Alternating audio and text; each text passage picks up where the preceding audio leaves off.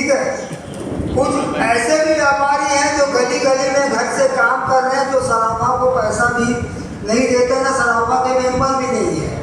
और कई बार ये देखने में आया है कि वो जब पकड़ा जाता है तब वो सराफा के पास आता है, तो हम मानवता के नाते वहाँ चले जाते हैं। तो उनके लिए क्या सराफा करेगा?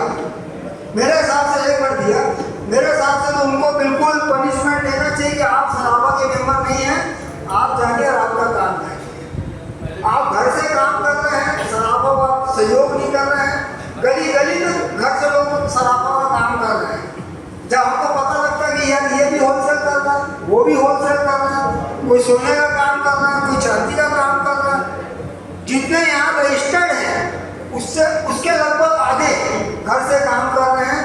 तो मेरा आपसे नम्र अनुरोध है, मैं थोड़ा तेज बोल देता हूँ, क्या क्षमा करना, तो उनके लिए थोड़ा सी कड़ाई की जाए।